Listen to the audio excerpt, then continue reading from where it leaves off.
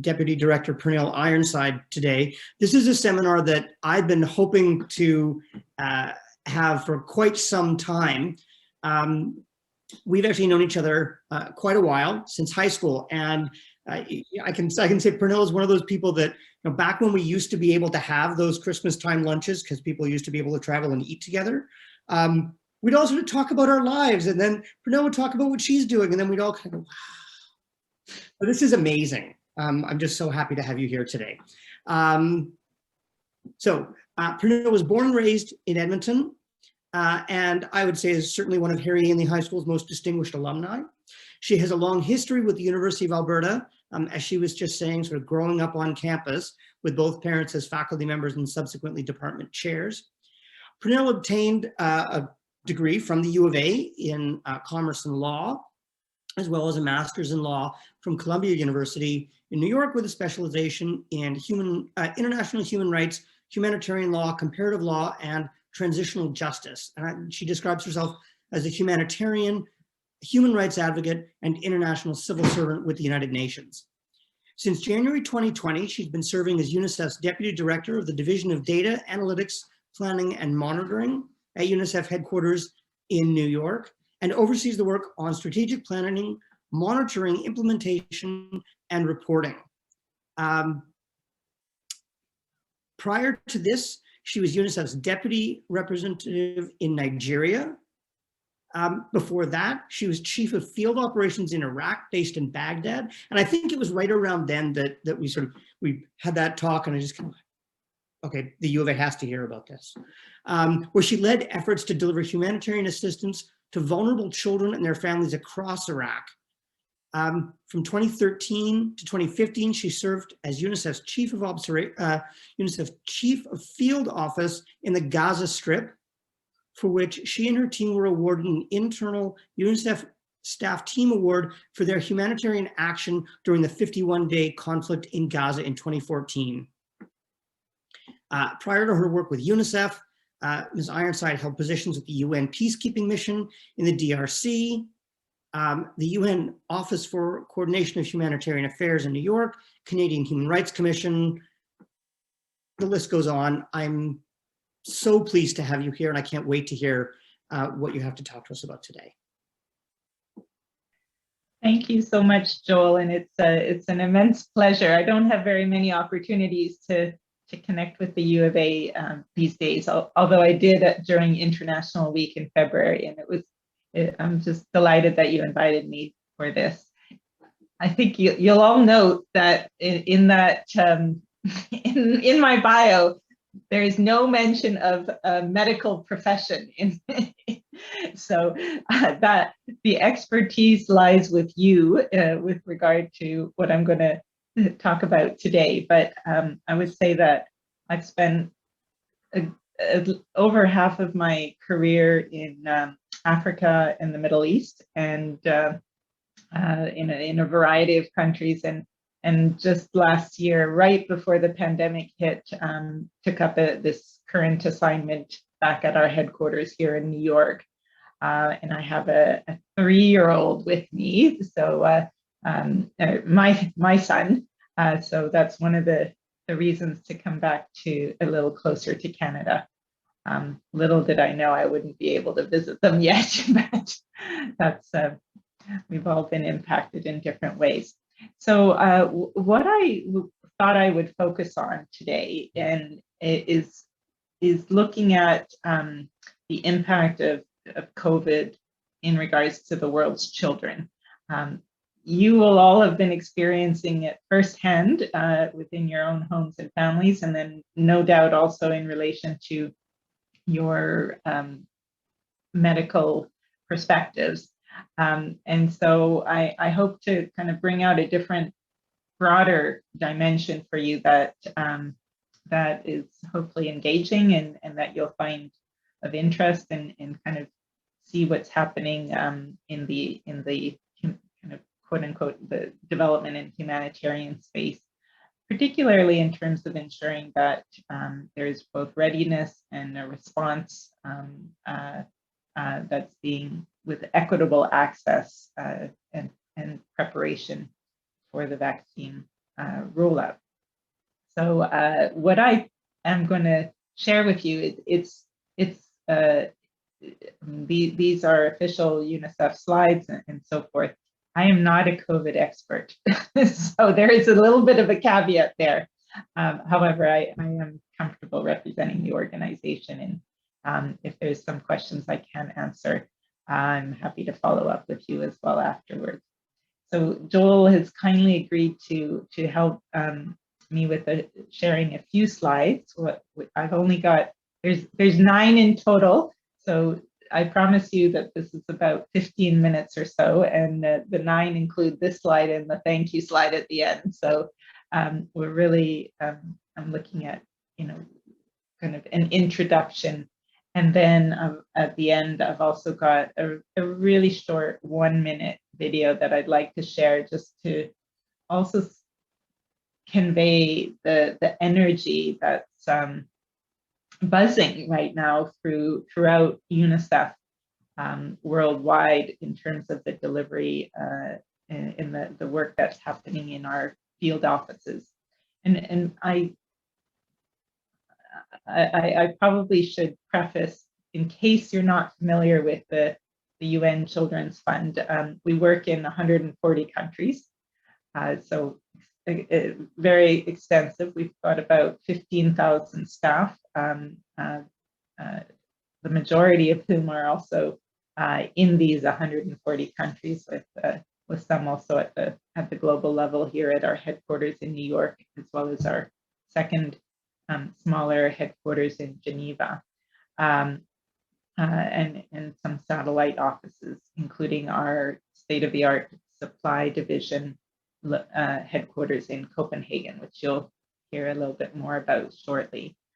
So in our field of work is pretty broad in the sense that it covers multiple sectors, including public health, public education, water, sanitation, expanding in terms of climate security and environmental impact as it relates to children, social protection, and also child protection from violence, exploitation, and abuse, to kind of give a snapshot. I, as a human rights lawyer, I entered the organization via the kind of technical stream of child protection, and have in my last 5 or so postings been in more managerial capacities, so less in the technical stream per se. But let's get started. If we go, Joel, to the next slide, if I could have you take us through there.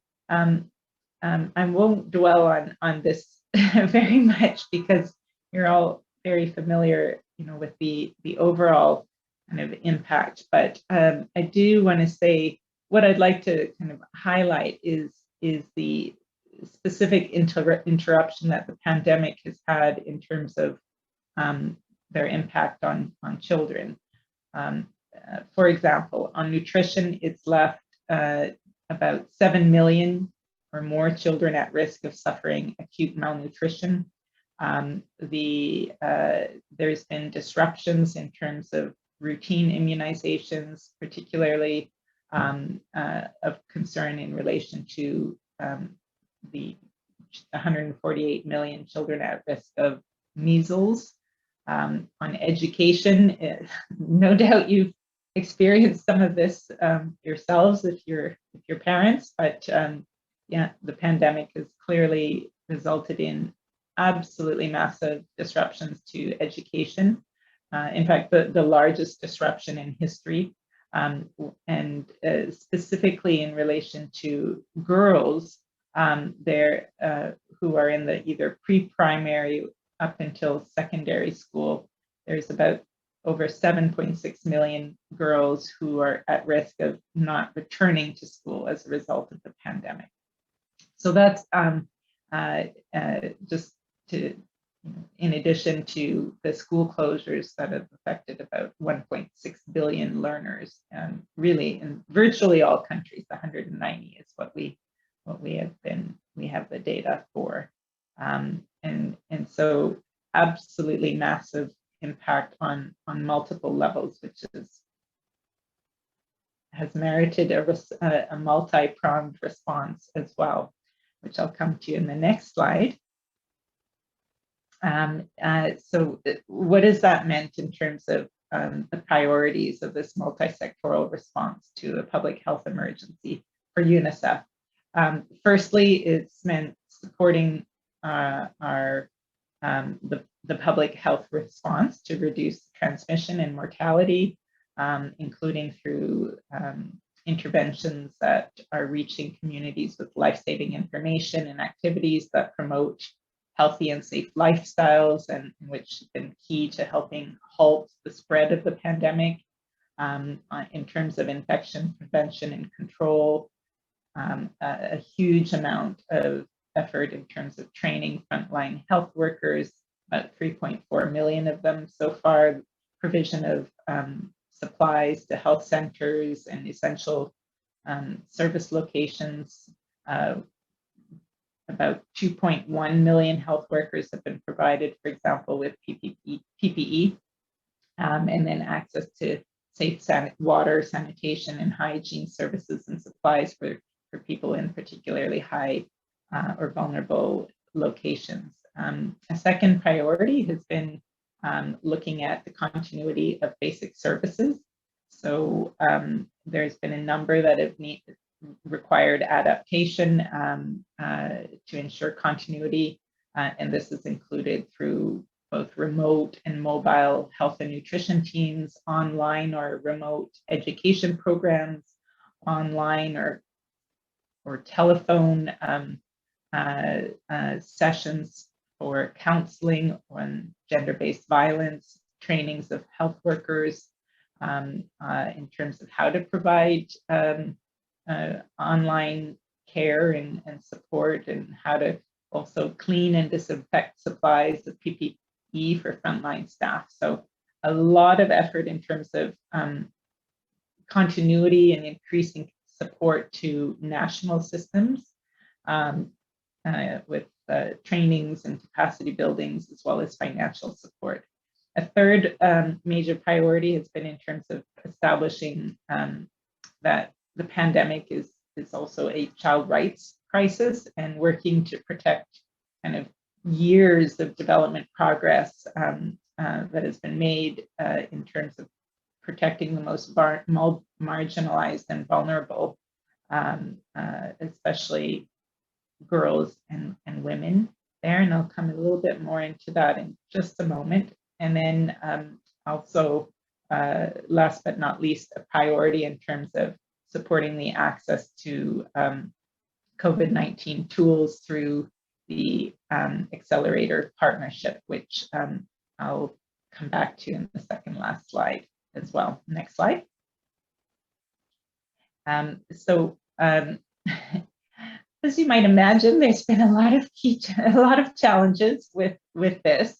In fact, it's actually, from a logistics perspective, this is the most complex logistical challenge that I think the world has faced, let alone UNICEF. And you'll see in a moment where we're responsible for procuring and all of the logistics for about 2 billion doses of COVAX through COVAX, and getting that out to countries. So it's the enormity and the timeliness of it is it's probably the greatest challenge in many ways for the organization in a very, very long time. Also ensuring that there's a cold chain supply system in place, so that and these vaccines that need to get to extremely remote locations. So that has been a major constraint. You're going to see that how we're overcoming that in the 1-minute video I'll show you at the end, just to give a flavor for it. But it's just incredible the amount of preparedness and training and testing of the systems that has gone into being able to roll out and distribute these vaccines, which has just begun about 42 days ago in Ghana. There's also been some key challenges in terms of remote program implementation and monitoring. With even our staff not being able to get out as we would normally do, that's proven to mean that we've had to adapt how we monitor and provide capacity as well on the ground. What we've observed and documented is that child protection and gender-based violence programs, they were not listed initially as essential by many governments, and they had very limited earmarked funds for these areas of work, which made it difficult to support the continuity of these services during the pandemic. And we were able to successfully advocate with both local and national governments to secure permits for government social workers to continue working during the pandemic in a number of countries. Because as you will have yourself experienced to varying degrees with lockdowns, it really, that lockdowns have been extremely strict in many countries.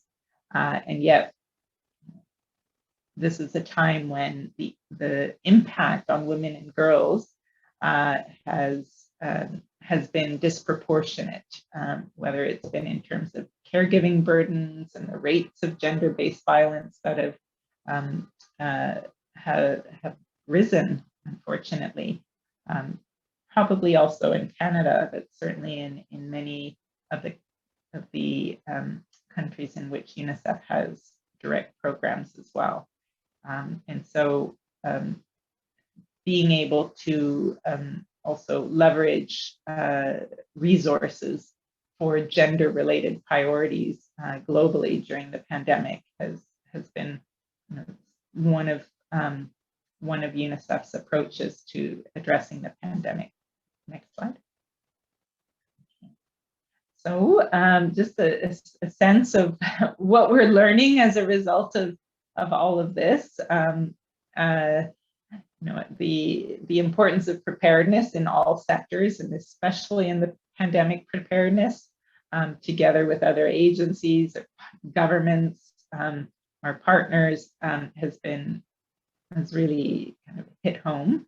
And as part of this preparedness, the work on health system strengthening and resilience to ensure that there's readiness to respond in terms of future pandemic or global public health emergencies, and as many health systems were not ready to respond to the COVID pandemic. In addition, providing direct support to community-based workers has proven to be really critical to and instrumental in terms of maintaining the continuity of and delivery of quality services during the shutdown, and will in future help with sustainability going forward. For UNICEF, having what we call flexible funding has meant that we can reach more people equitably in the countries and locations where the most vulnerable populations are, rather than having them earmarked for particular locations. And that's meant really that we've been able to have a more timely and effective response. Using the technology to deliver and monitor our service provision has also largely been successful and has provided important lessons in terms of for the future humanitarian action, and being able to use virtual tools to facilitate humanitarian communication, build the capacities of local partners, and convene experts and exchange experiences and technical support has proven to be vital. I'm sure we've all been adapting in our day-to-day lives and work. But response perspective, it's also been, this is something that we can build on for the future, and in our ways of being even more effective, and kind of leveraging this pandemic for future application. And in that regard also, it's been really pivotal to use a systems, what we call a system strengthening approach that supports local governments and local communities to deliver the essential services that will then contribute to sustainable gains at scale. And these are in terms of building the resilience of the service delivery systems, but also addressing the socioeconomic impacts of COVID. What I mentioned earlier in terms of education, the increase of poverty, with more families slipping into poverty through loss of employment or loss of income, and increased violence within households, and so forth. Next slide.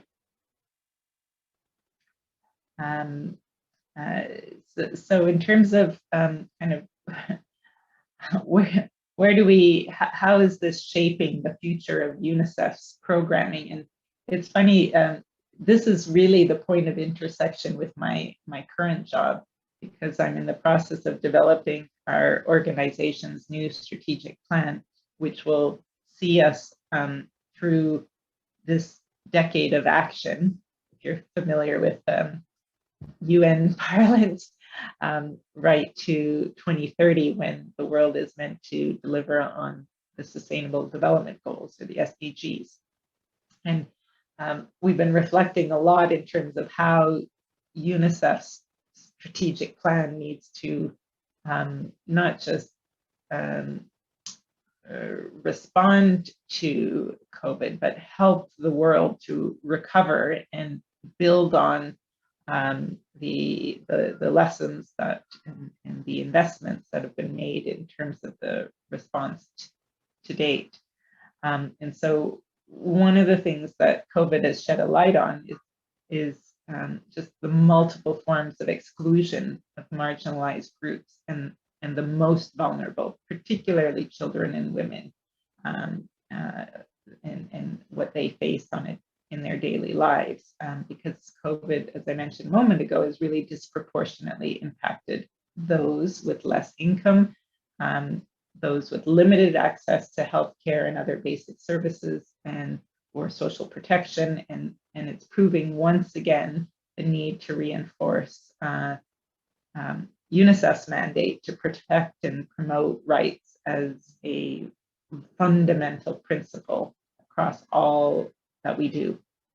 And COVID has also identified and reinforced the gaps and weaknesses in the different private, public, national, subnational, and local systems in which we work. And we've identified health systems in middle and high income countries that are unprepared to support the response. The supply systems could not procure the PPE, machines, and medicines that were necessary to respond to the pandemic. And similarly, in many countries, they didn't have the digital capacity to deliver online learning, for example, and key populations were completely left out of social protection schemes, which created even compounded vulnerabilities for their systems and within their societies. And so this is really reinforced, at least from our perspective, the need for that system strengthening agenda. And it's also really helped us to speed up the implementation of our digital agenda, moving from pilot implementation into really large scale approaches that have covered multiple countries and helped millions of children and families simultaneously. And that really comprises considerations of safety, equity, inclusion,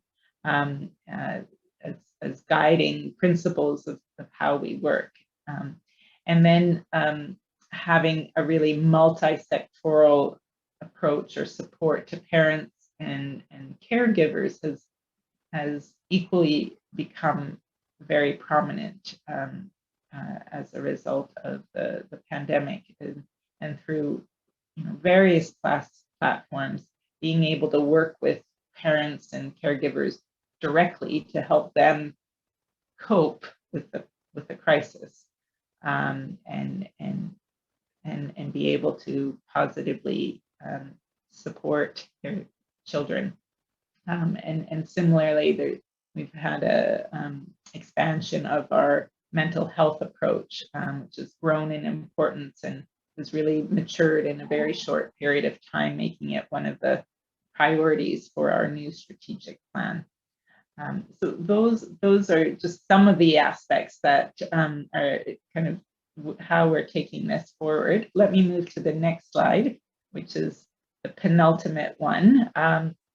And this is in terms of UNICEF's role in the Access to COVID Tools Accelerator, known as ACT-A. I'm not sure to what extent you're already familiar with this, but it's the most comprehensive end-to-end solution for ending the acute phases of COVID. And it's brought together governments, health organizations, scientists, businesses, civil society, philanthropists to accelerate the development and the production and the equitable access to tests, to treatments, and to vaccines.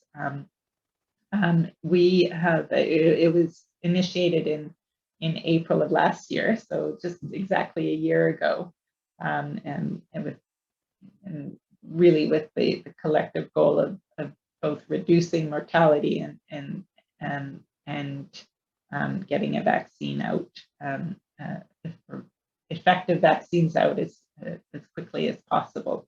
So we're engaged in all three of these pillars, and we co-lead the country readiness and delivery working group with the World Health Organization. And we also support in terms of, we actually do the coordinating and supporting the procurement, the international freight, and the in-country distribution of vaccines for the COVAX facility, as well as kind of advocating and resourcing and supporting country readiness since March of last year, which includes comprehensive responses in the therapeutics, in the diagnostics, and in the water and sanitation of health facilities. If we go to the next slide here, it's just to say that, as I mentioned at the outset, we've got since February 24th of this year, when the first flights with vaccines went to Ghana, the COVAX facility is now delivered to over 100 economies, and 38 million doses from these three manufacturers. This is out of 2 billion vaccines that will be delivered before the end of the year by UNICEF,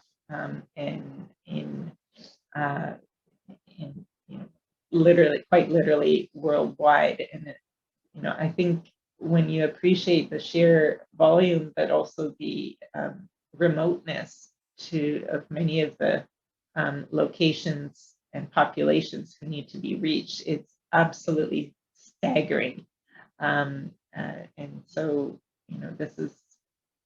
this is an effort that's galvanized not just all of UNICEF's staff, but together, of course, with all of the partners and the governments and with whom we're working working hand in hand with on this. So I wanted to end on the note of actually giving you this 1-minute video of those first vaccine doses kind of landing in Ghana on February 24th. So you have you can get a flavor of what that is. If it's okay, I'll just quickly share my screen then. This is really a historic moment.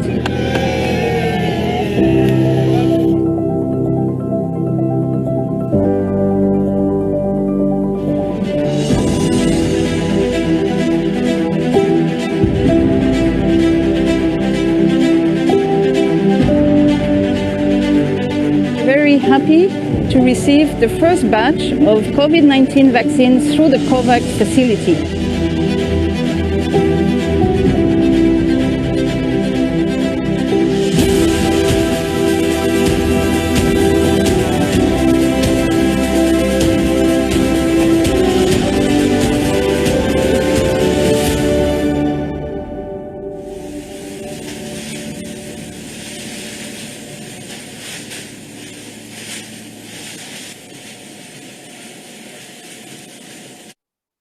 One world protected, that sums it up. So with that, I'd love to open it up to you, your reactions, engagement, and look forward to the discussion. Great. Well, I mean, hopefully everyone will just join me in thanking you for a really inspiring presentation. So Thank